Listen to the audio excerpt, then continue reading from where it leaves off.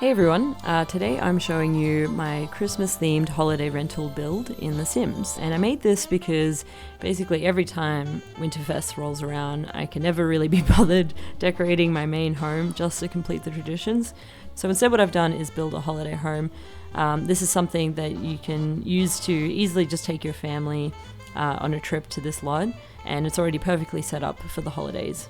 I wanted to build something that not only looked really good, but also plays really well. So the main focus of this build is something that actually functions really well. So I've put in heaps of activities, and there's basically everything here that your Sims need to have the best winter feast ever. So alright, let's jump in and I'll show you how I built it. Okay, so I think for this build I'm going to use the World Granite Falls, because it's the most Christmassy already. It's already got lots of pine trees, it's a vacation world, and I'm going to build on the Forest Hideaway. Now, this is the original build. My original plan was to redesign the interior, but I don't think that this can be salvaged. Okay, now we have a fresh, clean lot to start building on, and the first thing that's going in is the ice skating rink. This is the piece de resistance that is going to be in the center of the build. Now let's start adding in some platforms that are going to frame the ice skating rink. I want the sides of this lot to be the bedrooms, like everyone gets their own little individual cabin to sleep in. Alright, making a little bit more progress. I'm just sort of dumping things everywhere. This is kind of my build style, where I just start putting the objects that I like in the area that I think that they're going to be. If you're like me and you have way too many expansion packs and way too much content, then I find the color pickers and the pack pickers really helpful. In this case, we're using lots and lots of reds and greens because really want to shove the Christmas feeling in people's faces. Damn it. Okay, I just need this wall to not be sticking through the roof. That's not how we build things in real life. Okay, I think I'll just put this fence and... oh my god. Alright. Just put you back. Sims! Come on! What is this candle actually? Is this like a Hanukkah candle or a... oh, it's Kwanzaa! Ah. Alright, well, you know what? We're gonna keep it because this is everyone's Christmas home. Everyone step into the Christmas Lord! Sorry about that, I think I'm just slowly losing the plot because I've been building for many hours. But anyway, I don't really know where to put these cabinets, but I like them. I like them, so they're being dumped upstairs. But this is a really handy tool that I didn't know about for a really long time. But if you want to paint the ceiling, you can just click on this in the floor tiles, and then you can actually start to paint up here. And you can... what the hell? Oh, Sims! Okay, now finally we're getting to the fun part, which is landscaping and adding all of our finishing touches and decorations.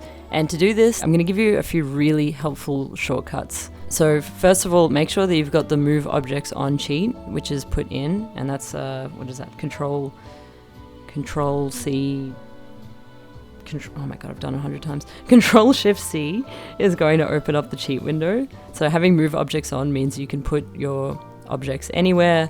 Probably already know that one, but the really handy ones are holding Alt, and then that actually allows you to put your objects anywhere or any sort of direction. Gives you way more control over placement and rotation. And then also hitting either close bracket, these two brackets, I'm going to just type them up on screen, and that is going to allow you to resize an object like bigger or smaller. And so if you've ever seen a Sims build that you've downloaded and you've been like, how the hell did someone do that? That is actually how you do it. And you can even hit 9 or 0, and that will actually change the height of the object. So really helpful. Every Sim player who likes building should know this. So right now I'm actually adding in these fairy lights which match the ice skating rink so well, and you wouldn't believe it, they're actually from the toddler pack, which is a random stuff pack, and there's like no reason to get this pack unless you know, you want these fairy lights. I actually use them all the time. I put them around pools and everything, and they look really nice. So using all of those tools that I just spoke about, so move objects on, the resizing tool, holding Alt, you can start building up clutter really well in a build.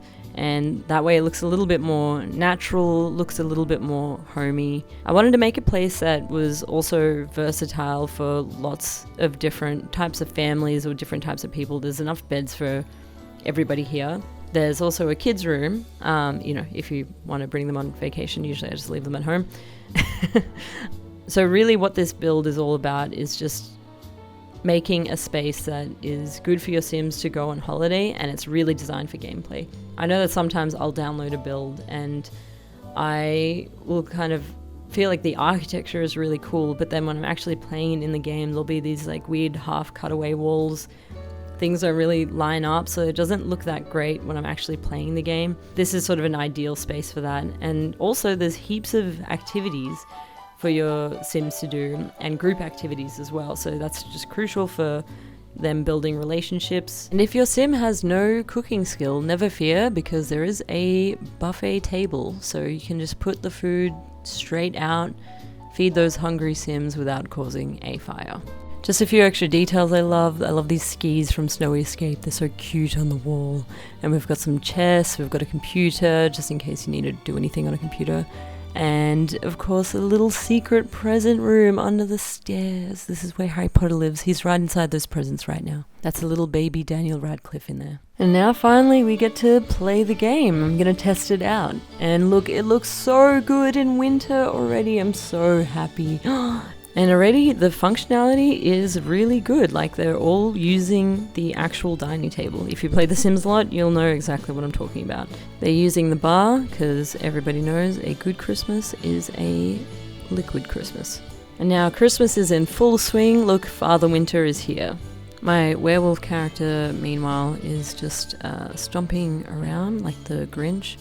Oh, and look, you're scaring Father Winter. Come on, leave the guy alone. He's just here to give presents to the kids, as in the goats, not the human kids that aren't here. I'm really happy with the functionality. You know, they're all playing games together. The space actually works really, really well, and I love the snow animation. And now, finally, after a joyous holiday, everyone is going to bed after a big meal.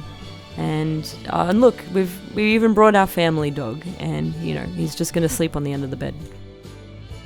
So, all in all, I'm pretty happy with this build. I'm gonna chuck my gallery ID into the description.